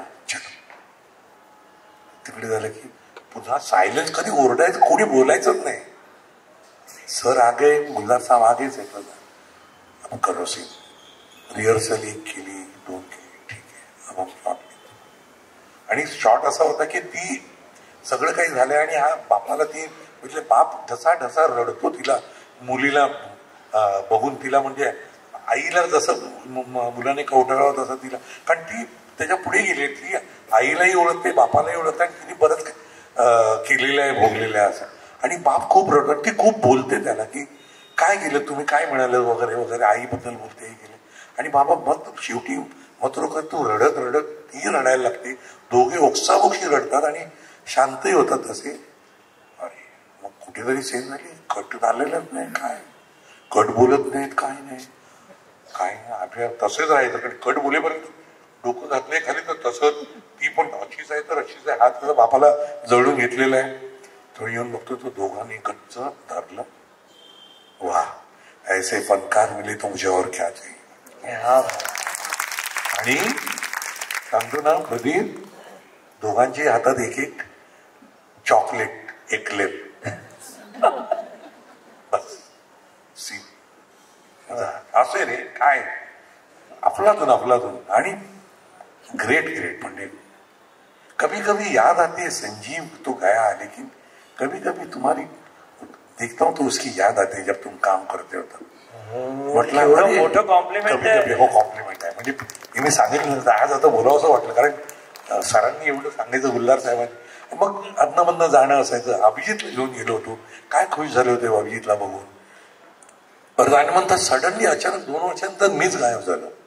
बऱ्याच गोष्टी काय काय झाल्या आणि मग एकदा आपण दूर जातो ना मग पुन्हा लाज वाटते पुन्हा जाऊन भेटायचं की कसे रिॲक्ट होतील. पण नाही तब्बू सुद्धा आजही भेटली. कधी एक आपल्या कोविडच्या अगोदर पण भेटली होती एकदा तिथे फॅब इंडियाच्या एका दुकानात बाबा करून एकदम म्हणजे ते इतकं ते त्या सिनेमामध्ये आपण गुरफटून गेलेलं. तुम्ही आता तब्बूचा उल्लेख केला. संजय दत्त असेल अमिताभ बच्चन असेल नाना पाटेकर असेल या लोकांनी हिंदीमध्ये स्वतःची एक तयार केलेली आहे. या सगळ्यांच्यावर तुम्ही काम केलं. या सगळ्यांच्याबद्दल थोडं सांगू शकाल का. म्हणजे काय सांगायचं काय अमिताभ बच्चन मी त्यांच्यापेक्षा मोठ्या लोकांच्यावर स्टेजवर काम केलंय मराठीत. क्या बात है.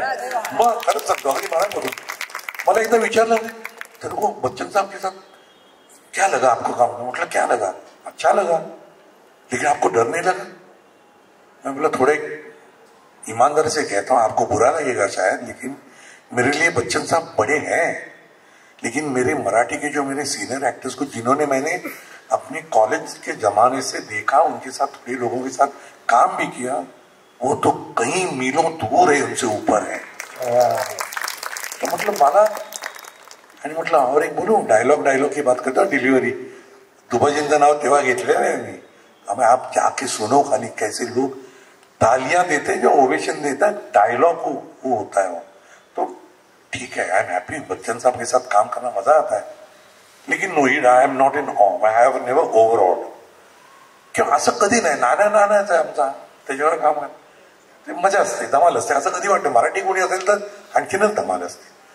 बाकी महेश पुन्हा ते असं कधी परकेपणा वाटतच ना. अगदी आपल्याच माणसांमध्ये आपण असल्यामुळे त्यामुळे फक्त काम करताना मात्र जो तो प्रोफेशनली काम करतो. हे सगळं तुमचं चालू असताना तुमचं घर या नावाची एक गोष्ट आहे.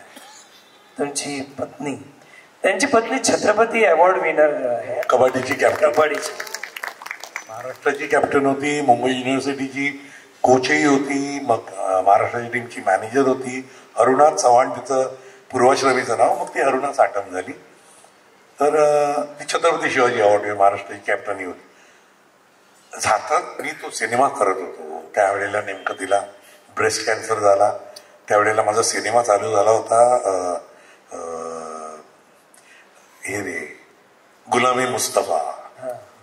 अप्रतिम रोल होता माझा. अरे पण त्याच्यात अरुणा इराणी चा नवरा मी, हा आमचा स्वप्नील जोशी मुलगा, आणखीन एक मुलगी, असं ते आमचं कुटुंब. मी ब्राह्मण माणूस, मद्रासी ब्राह्मण, त्यातला गव्हर्नमेंट नोकरीमध्ये इमानी इतबारे, एक नवीन पैसा इकडचा तिकडे होणार नाही असं काम करणारा देवभोळा अगदी, आणि त्याच मोहल्ल्यामध्ये राहणारा एक मुसलमान मुंड नाना पाटेकर असायचा. असं ते सुंदर चित्रपट होता. पण त्यावेळेला नेमकं हा पार्थो घोष आमचा डायरेक्टर होता. त्यावेळेला अरुणाचा डिटेक्ट झाला आणि मग मी, पण त्यावेळेला ब्रेस्ट कॅन्सर म्हटलं की संपलं, म्हणजे थँक्यू व्हेरी मच असंच असायचं की आता पिक्चर सुरूच झालंय, शूटिंग सोडताही येत नाही, करायचं काय. पण त्यावेळेला कुठेतरी म्हणजे ती माणसं जी भेटली ना ती अशी, म्हणजे मी खरं करते, मी खूप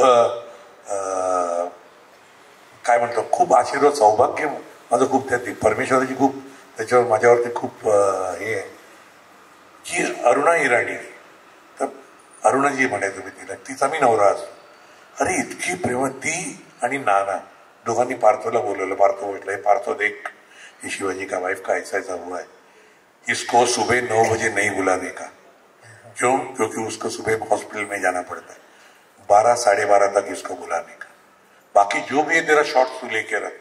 तर मी अक्षरशः 3 महिन्याची ती शूटिंग मध्ये, आणि कुठे शूटिंग असायची आपल्या कमाल अमरोई स्टुडिओमध्ये, अख्खा सेट लावलेला, म्हणजे फार सुंदर सेट, असा सुंदर सेट होता. तिथे शूटिंग करायचं. तिथे मी पोचायचो टॅक्सी, तेव्हा काय मग खटारा होती माझी, फियाट होती, टॅक्सी कॅन्सल, ती घेऊन जायचो.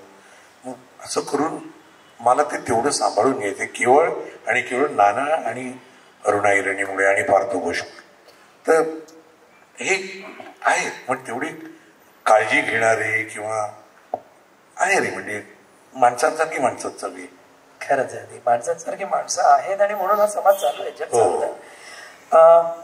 अनेकांच्या मनामध्ये एक प्रश्न असेल की हा माणूस या पद्धतीने अजून पोचत का नाहीये, कारण माझी ओळख करून देताना दया हा सीआयडी बद्दल एकही प्रश्न त्यांना का विचारत नाहीये. आपण आता सीआयडी कडे वळूया. सीआयडी 22 वर्ष तुम्ही केलाय. हो,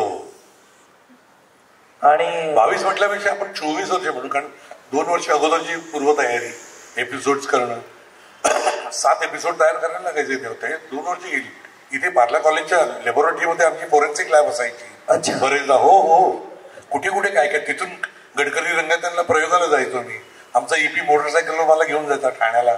त्याच्यामध्ये बीपीवर खूप भांडण व्हायचं माझं, यार तू छोड दे नाटक. अरे असं कसं नाटक छोडू, ध्यानी म्हणे नाटक. मला म्हणतो तू छोड दे. अरे छोड दे, मैंने छोडूंगा.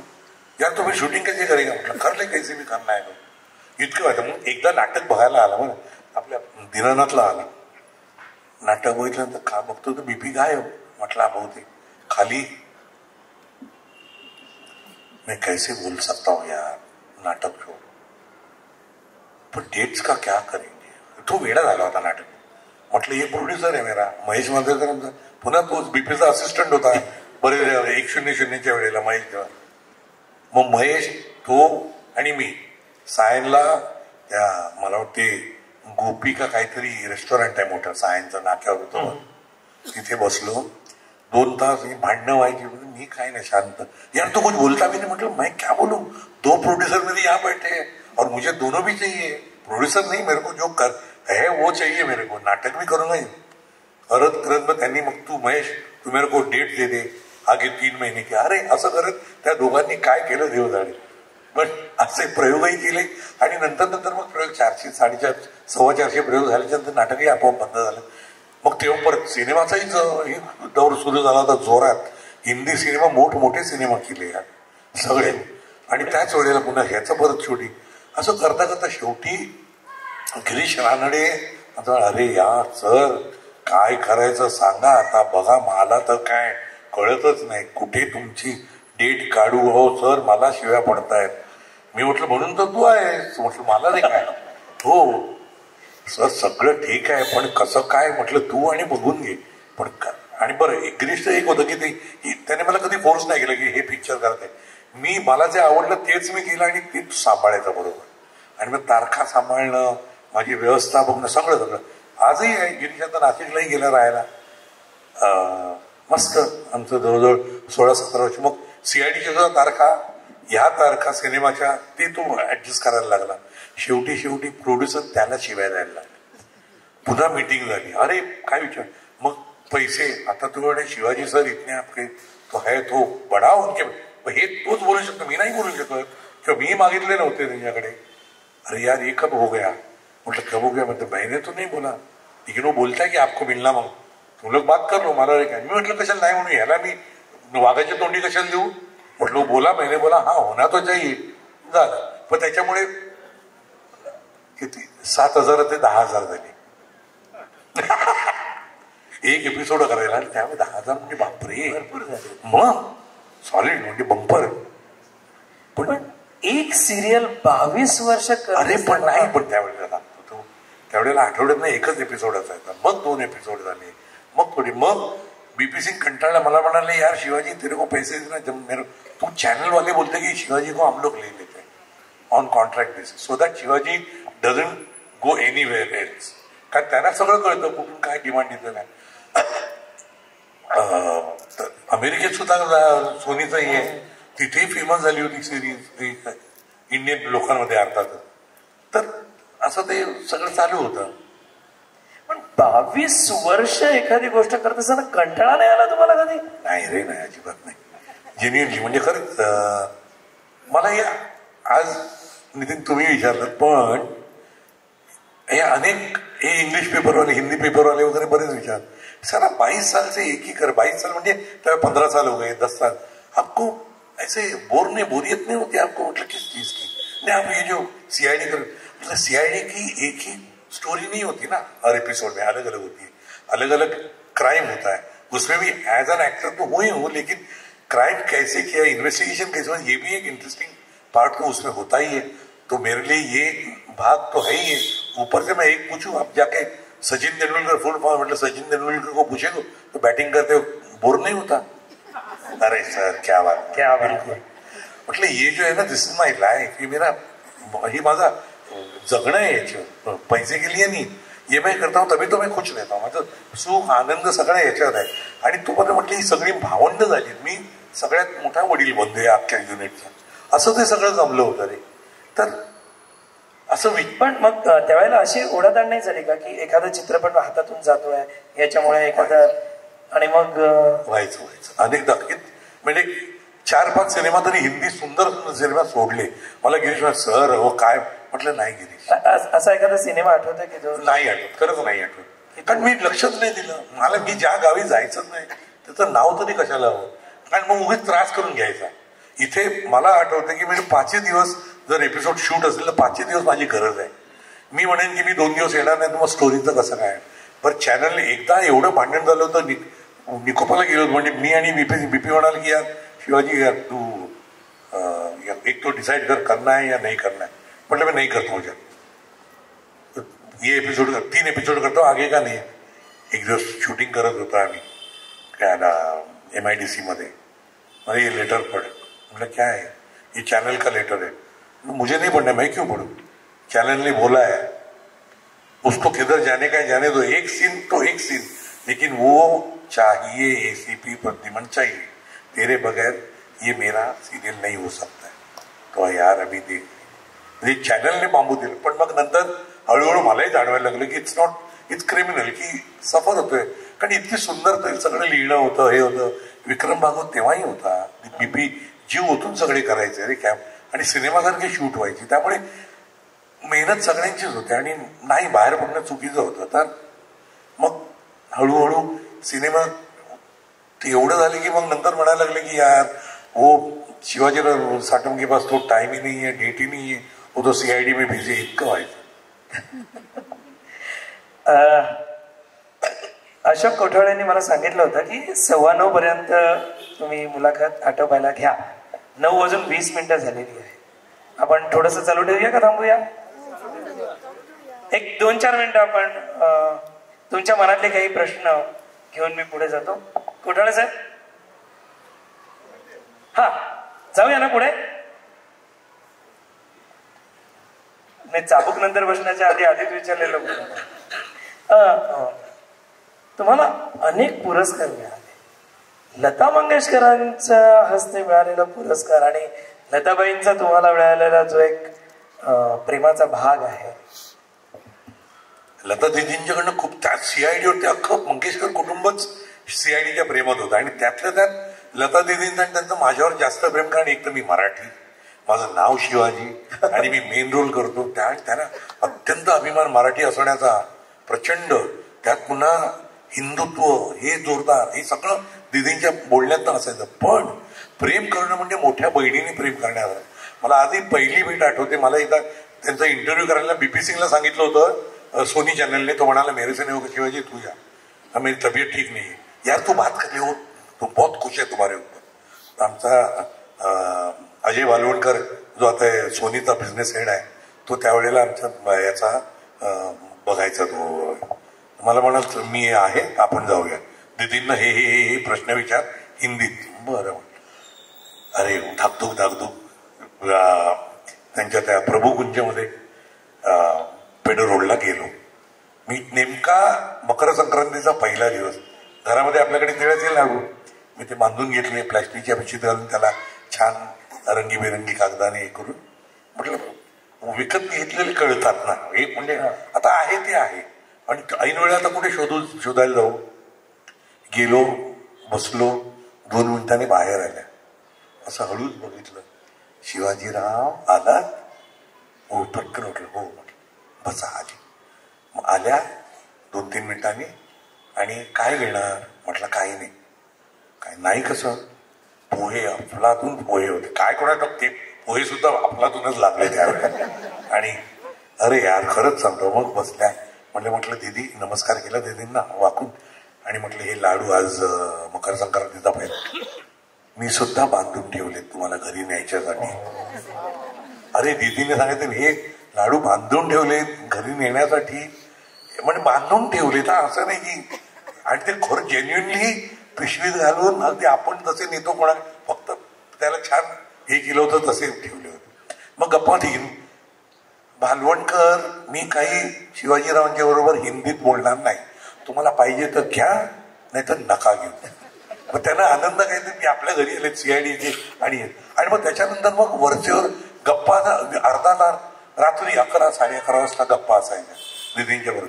तर आणि मग सीआयडीचे एकदा सगळ्यांना बोलावलं, आम्हा सगळ्यांना कॉफी प्यायला बोलावलं. अरे कॉफी म्हणजे लहान मुलासारख्या करायच्या त्या. मग मला ना गन पाहिजे. आता कशासाठी, अरे बापरे, ते कुठून तरी आणली, आमच्या एपीने जाऊन खाल्लं प्लॅस्टिकची. आणि मग लहान मुलं कशी करतात, गन हँडसअप असं करून डायलॉग हसून बिसून, अरे आम्ही हँडसअप हसायचे. लहानपणासारखं लहान मुलासारखं करते ना. म्हटलं हो नाही, मला खूप आवडतात तुम्ही सगळी मंडळी, तुम्ही सुरात गाता, डायलॉग माहिती. अरे एक गाणं आम्ही म्हणतोय ते लहान मुलाला घेऊन आम्ही तिघे सांभाळत असतो. आणि ते लोरी आहे ती कुठची मला आठवत नाही, म्हणजे सगळे सुरात गायला. म्हटलं काय दिदी, नाही खरंच मला त्याचाही आनंद झाला. अरे ते सगळं झालं, त्याचा पण किस्सा आहे त्या गाण्यावरून. पण ते सगळं करता करता एक दिवस दिदींच्याकडे परत बोलवलं जेवायला. तर जेवण त्यांनी एका छोट्याशा हॉलमध्ये जवळ तिकडे ठेवलं होतं. फुल कंपनी होती सगळी. आणि सगळ्यांना गायला, शिवाजीराव तुम्ही गा. म्हटलं काय मस्करी करतो कसा चुकायला, तुम्ही बाजूलाच. म्हटलं दिदी मला नाही येत आहे, उषाताई मीनाताई सगळे आहेत. आणि हो बाळासाहेब पण होते. अरे म्हटलं नाही गायलाच पाहिजे. नाही सर गाव हे आमचे हिरो लोक सगळे. पागल आहे सर. म्हटलं का तो तुम्ही गाल माझ्या बरोबर. हो काय गायलं देव. आणि दिदी पण गायल्या, माझ्याकडे फोटो आहे दिदींच्या बरोबर गाण्याचा. अरे यार हे अशा गमती जमते. आणि मग नंतर मग बऱ्याच वर्ष कंटिन्युअस हे चालायचं, फोनी गप्पा मारायच्या, खूप गप्पा गॉसिप पण चिकार करायचे. अरे धमाल असायची माहिती त्यांच्याबरोबर. एकदा आजारी पडल्या म्हणून बघायला गेलो, तर तिकडे कोणाला सोडतच नव्हते. वर सगळे ते डॉक्टर वेगळ्या याला आपल्या पेडर रोड मोठं हॉस्पिटल आपलं ब्रिज कॅन्टीन. म्हटलं लांबून बघतो म्हणून त्यांची ती जी रूम होती ती दरवाजे उघडे होते. आणि फक्त बघितलं आणि बघितलं फक्त केवळ कलंडलेल्या होत्या आणि मी आलो बाहेर गेलो. घरी आल्याच्या नंतर शिवाजीराव मी बघितलं तुम्हाला वाकून बघताना. हो डोळे उघडे बोलता येत नाही, काय काय नळ्या घातल्या होत्या हे होड सगळं फॅकल्टी इज ऑल पॉवरफुल. मग एक दिवस असं झालं सगळ्यांना जेवायला बोललं आणि त्यांनी प्रत्येकासाठी त्यावेळेला त्यांचे कोणतरी ओळखीचे होते तिकडे दुबई नाही काय कुठून तरी, प्रत्येकासाठी घड्याळ मागवली सिकोची आणि ती प्रत्येकाच्या एसीपीला घड्याळ कसं असलं पाहिजे त्या डायल त्याप्रमाणे दयाच्या रिस्टवर कसं दिसेल आता त्या प्रत्येकासाठी घड्याळ आमच्या ऍक्टरसाठी त्याप्रमाणे त्यांनी ती घड्याळ आणली. हे अजब आहे माहिती आहे. असं नाही की आपली संतकडे आणली लॉटमध्ये घेतली. अरे कमाल आहे. आजही ती घड्याळ माझ्याकडे प्राइज पोझिशन. हे सगळं झाल्याच्या नंतर जेव्हा हॉस्पिटलमध्ये गेल्या तेव्हा मला निरोप आला होता की दीदींनी बोलावलंय. नाही मी एकदा बोलताना मला म्हणाले शिवाजीराव तुमचा घरचा पत्ता द्या मला पोस्टल ॲड्रेस. म्हटलं कशासाठी? मला माहिती आहे काहीतरी पाठवतील वगैरे तर भानगड नको. तर नाही तुम्हाला तुम्ही द्या मला मी काही पाठवणार नाही काही नाही फक्त म्हटलं ठीक आहे पाठवतो. आणि मी मुद्दाम नाही पाठवला. 8 दिवस 10 दिवस झाले त्यांनी उषाताईंना सांगितलं अगं शिवाजीराव त्यांनी काहीतरी ठेवलं. हॉस्पिटलला गेल्या बरोबर 2-3 दिवसांनी उषाताईंचा फोन आला शिवाजीराव तुमच्यासाठी ना दीदींनी काहीतरी ठेवलंय ते घेऊन जा.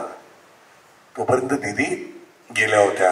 मग मी 12-13 आम्ही सगळे गेलो होतो 5-6 जण. तिथे बोलले की शिवाजीराव या ना आम्ही आणून देऊ. म्हटलं आज नको दीदी आता दीदी राहिल्या नाही तर काय. म्हटलं असेल काहीतरी मी म्हटलं मी येतो. पुन्हा माझी इच्छा होईना म्हटलं. तर त्यांनी आमच्या ईपीला एक्झिक्युटिव्ह प्रोड्युसरला फोन करून बोलावलं आणि ते दिलं. एक पिशवी छोटी अशी गिफ्ट रॅप केलेली पिशवी ती रिबन लावलेली असते छोटीशी ती दिली. त्यामुळे शिवाजीराव को देना दीदी ने रखा है. मी काढून बघली छोटीशी अशी छान अगदी ऐटीत गादीला टेकून रिलून बसली शिवाजी महाराजांची छोटीशी मूर्ती. आणि ते सोलापूरमध्ये कोणतरी मूर्तीकार त्याच्याकडनं लाल मातीची बनवून घ्यायच्या खास लोकांना द्यायच्या. तर महाराजांची मूर्ती मला त्यांनी ती दिली. केवढा मोठा आशीर्वाद आहे. तुम्ही सांगताना पण अंगावरती काटा आहे. 1 वर्षानंतर मग ते पाहिजे झालं ते बोललो होतो मला ते. अरे म्हणजे ते दिदी कशा होते दीदीच्या मला नाहीये त्याच्यात अनेक गोष्टी तुम्ही मनात हो म्हणजे अगदी म्हणजे पाणावतात डोळ्यामध्ये दीदींच्या. अरे खूप प्रेम मिळालं. गेल्या 1 वर्ष झालं त्याच्यानंतर त्यांची मला वाटते प्रॉपर्टीची विल्हेवाट. ते मोठी लिगल याची कंपनी आहे ती कोणतरी मोठी लिगल लॉयर्स अँड कंपनी आहे. एक पुन्हा उषाताईंचा फोन तुमच्यासाठी एक कव्हर ठेवलेला आहे दीदींची इच्छा आहे. म्हटलं आता काय दीदींची इच्छा राहिलेली काहीतरी एनव्हलोप आहे. म्हटलं असेल पत्र असेल. म्हटलं जाईन परत कधीतरी. म्हटलं उषाताई येईन मी फोन करतो मी मीनाताईंना उषाताईंना कधीतरी. म्हटलं येईन मी येईन तेव्हा घेईन. नाही शिवाजीराव तुम्ही या आणि घेऊन जा. मी पुन्हा ती टाळाटाळ केली. पुन्हा त्यांनी आमच्या त्या सतीश दुबेला बोलावलं. एक दिवस सतीश दुबे रात्री 11:15 वाजता आला. म्हटलं सर वो उषाताई के पास से कुछ लेटर दिया है. म्हटलं आज लिखा पार्ल्यात होतं मी तेव्हा जेमध्ये वराला. त्याच्यावर एक ओपन कवरिंग लेटर कॉपी होती. म्हटलं हे क्या है. नाही इसके ऊपर साइन चाहिए डिलिव्हरी. म्हटलं काय म्हटलं बघतो तर त्या म्हटलं लॉयरची नोटीस काय संबंध काय.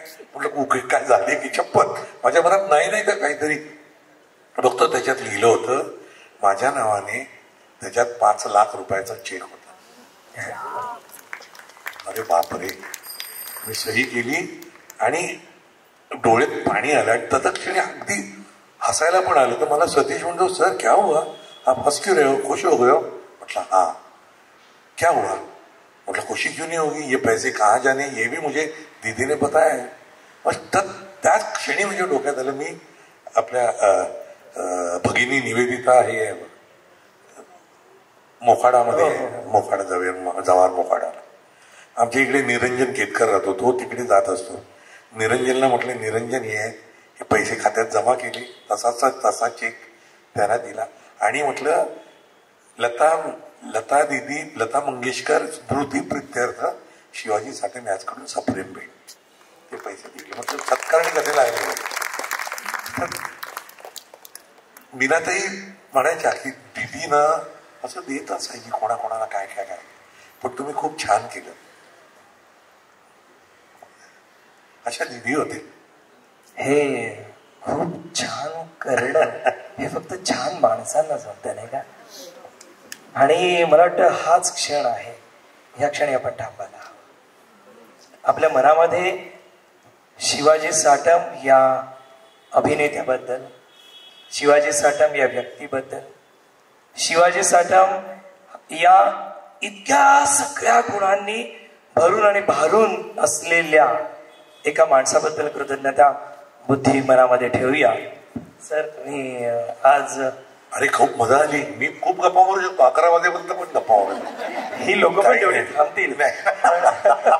9:35 घड्याळ नाही थांबत. मला अतिशय म्हणजे म्हणून यानं म्हटलं मला भाषणाविषयी सांगू नका, मी घाबरतो, आजही घाबरतो. आभार मानतो फक्त आणि गप्पा मारायला कॉलेजमध्ये गप्पा मारायला बोलवा मला खूप आवडतं. आणि इथे सगळी आपलीच मंडळी आहेत म्हटलं मग का नाही आवडणार. हा खरंच आहे, पण ह्या माणसावरती प्रेम करणारी माणसं खूप आहेत. परवीन सुलतान आपल्याला सगळ्यांना माहिती आहे. माझा त्यांचा अगदी घरचा संबंध आहे. म्हणजे धाकट्या भावासारखं प्रेम करतात त्या माझ्यावर. खूप म्हणजे 17-18 लेख मी त्यांच्यासाठी लिहिलेले आहेत. पण त्या प्रत्येक वेळेला मला भेटल्या ना, परवा तुम्हाला रात्री तुमचा फोन आला तेव्हा मी हे सांगितलं नाही, पण आता तुम्हाला सांगतो, जितक्या वेळा मी परवीन दिदींना भेटलोय आणि आमचा काही ना काहीतरी विषय निघाला, प्रत्येक वेळी मला त्या म्हणायच्या, अरे सीआयडी वाले शिवाजी साटम को मुझे मिलना है. काय सांगा. हा, आणि नंतर त्या सांगायच्या, अरे उसकी आंखें क्या बोलती है, बस मुझे मिलना है उसको. आणि परवा भेटल्या भोपाळच्या एअरपोर्टवर. म्हणजे एक ग्रस्त आले माझ्याकडे, मराठीत बोलायला. म्हटलं भोपाळमध्ये मराठी म्हणजे आणखी आपला वाटतं. म्हटलं तुम्ही भोपाळचे आहेत काय. नाही मी ठाण्यात राहतो. नाव काय. श्रीकांत आचार्य, श्रीनिवास आचार्य. म्हटलं वा काय करता इथे तुम्ही. म्हणजे मी हार्मोनियम वाजवतो. म्हटलं मग कदाचित हार्मोनियम म्हणजे म्हटलं मराठी संगीताचा कार्यक्रम वगैरे असणार त्यांचा किंवा काहीतरी आणखीन काय. तर वा म्हटलं मग तुमचा ग्रुप वगैरे आहे. नाही म्हणजे मी साथ देतो. अरे म्हटलं कोणाला. तर बेगम परवीन सुलताना. आई हा म्हटलं वा. म्हटलं मी तर त्यांचं गाणं ऐकलं, मला म्हटलं शष्प कळत नाही, पण म्हटलं कानाला जे लागतं गोड अतिशय त्यांचं आवडतं.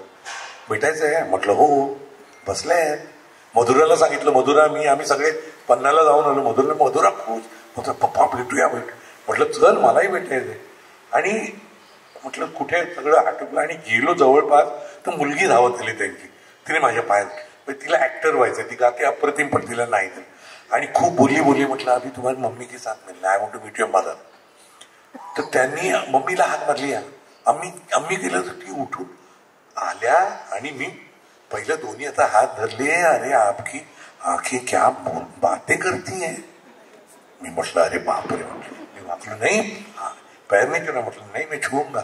आणि मग गप्पा मारल्याने आता मला त्या स्वतः बनवतात ती मटण बिर्याणी खायला घरी बोलावणार आहे.